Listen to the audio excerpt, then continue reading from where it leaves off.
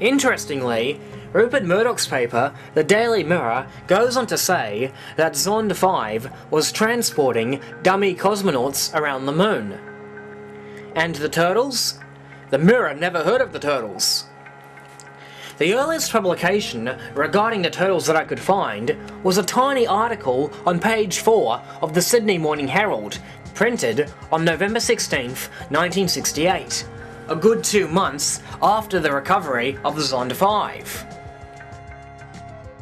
When the Soviet Union launched the first satellite, the first dog in orbit, the first lunar probes, the first man in space, the first man to spend a day in space, the first two-manned craft orbiting together, the first woman in space, the first spacewalk, the first unmanned lunar landing, and the first unmanned lunar orbit, all these milestones were blabbed all over the world almost immediately.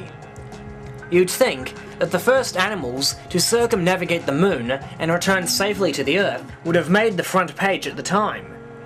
And yet, they became page 4 news printed when the milestone was old enough to legally constitute as old news.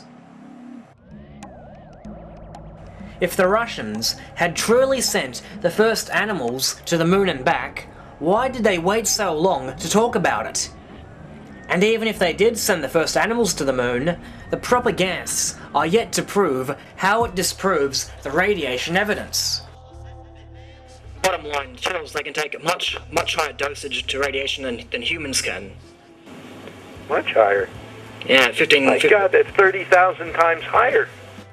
Yeah, I know, and he chooses to compare turtles with humans. Yeah, and he will convince every fucking fool in the world that he's telling the truth. This is a debate. And the best liar wins. Looks like he's winning, huh? Another interesting factor, around the time of Zond 5, the Russians had announced that they had been simulating radiation exposure on Earth by exposing dogs to artificially created radiation. In the September 22nd, 1968 printing of the New York Times, we find the following article. Although Moscow was silent about Zond 5, it published other information underlying Soviet preparation for manned missions into deep space. TASS reported that scientists were conducting a 3-year test with more than 200 dogs to learn the effect of radiation on organisms and to determine the tolerable limits of radiation for humans during interplanetary flight. The research has been underway for 2 years, the press agency said. Preliminary conclusions, TASS reported, indicate that prolonged exposure to cosmic radiation, simulated in terrestrial conditions, does not essentially affect the viability and ability to work of organisms. The research will continue for 3 years, the report said, for that is the approximate time for astronauts to travel to Mars and return to Earth. The dogs are subjected to radiation 24 hours a day from long lamps hung over the test site, TASS said. One scientist conducting the research, Boris Markolov, was quoted by TASS that most of the dogs were in satisfactory condition. The pulse and respiratory rate remains in the limits of the physiological norm, the dispatch said. A detailed blood and marrow analysis did not reveal any sharp disturbances. The 2 years of radiation did not essentially affect the dog's reproductive powers, Mr. Markolov said, adding that their offspring were born in good health and developed normally.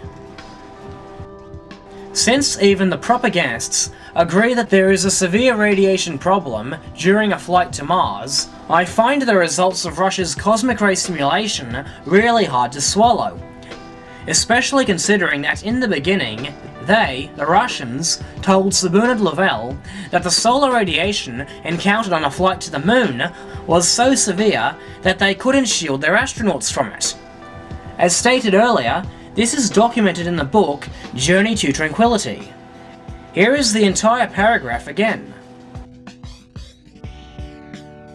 In the summer of 1963, however, a new light seemed to be shed on the Soviet conundrum which, to some critics, also illuminated their own case against the hectic speed of Apollo.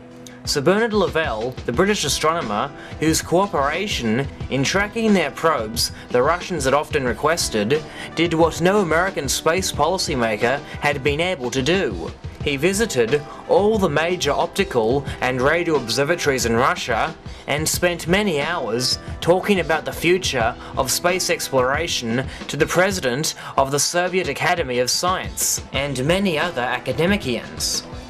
On his return, he made a statement which seemed to surprise even him. He said he had found no conviction in the Soviet Union that it was scientifically or even desirable to place a man on the moon. A few weeks ago, he admitted, I was under the firm impression that landing of a human being on the moon was the centerpiece of the Russian space program, but this is not the case. Evidently, the Academy was constantly debating the problems of getting a man to the moon, but the Soviet scientists had identified 3 insuperable difficulties. These Lovell outlined as he had been intended to in a letter to Hugh Dryden, NASA's deputy administrator. First, the Russians could see no immediate way of protecting cosmonauts from the lethal effects of solar radiation. I had frequently asked my Soviet contacts when they intended to send a human being to the moon, and their response was always, when we can be absolutely certain of getting him back alive. And they did not believe that the Americans would do this. And in fact, it's pretty clear that the Americans did take considerable risk. Given that Russia had known the radiation in cislunar space was lethal, and today, still no one has solved the radiation problems encountered on a Mars flight, how could Mother Russia possibly establish that 2 years in deep space would be safe for dogs, let alone humans? In 1999, in his continuing efforts to find any info on any biology flights that went into the Van Allen belts, Ralph Rene turned to the internet as his last resort. NASA Biology on the internet. You go there, you'll see NASA Life Sciences Data Archive. You grab that, then you grab Overviews, then you grab Unmanned Missions. Now, over the years, I must have sent NASA 5 letters, 6 letters, asking them for a complete list of all their flights that went in or through the shield. And you know what they'd send me back? The list you'd send to a kindergarten kid. Right? The word all. See, nobody knows the word all anymore. So I could never get at that, because I wanted to know which flight put any kind of biology at all into the shield. And as far as I can tell you, there were none. And except for, well, Lyra Lovell and his 2 trained gorillas there, they were the first biological specimens, allegedly, that went into and through the shield. See, so now when you pull up that thing, you'll get a list of flights. And they're called Bion flights. Bion is the Russian word for biology. So what they're trying to make you believe is that these are their flights, but they're not, because they got all English names. These were the names of the engineers that examined it, or translators, right? These were Russian flights. And all of them went down after they came back from the moon the last time. And still, what they failed to list is the altitude. Were they really in the shield, or were they just under it?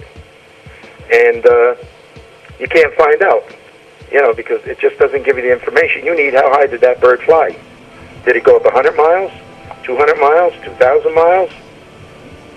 That's the important part when you're dealing with the shield, isn't it? Yeah. Were they even in the shield, or were they below it? And that's about all that NASA had to say on this. Never a straight answer, huh? Never a straight answer, and that be the truth. But as I said right in the beginning, if you can't go someplace because you will be dead, then you can't come back here and tell me you went there. Because trying to get the data from NASA's website was futile, I tried Encyclopedia Astronautica. Bion 1, launched on Halloween 1973, flew to an altitude of 403 kilometers. Bion 2 attained an altitude of 364 kilometers. Bion 3, 384 kilometers. Bion 4, 396 kilometers. Bion 5, 376 kilometers. Bion 6, 225 kilometers. Bion 7, 262 kilometers. Bion 8, 382 kilometers. Bion 9, 264 kilometers. Bion 10, 372 kilometers.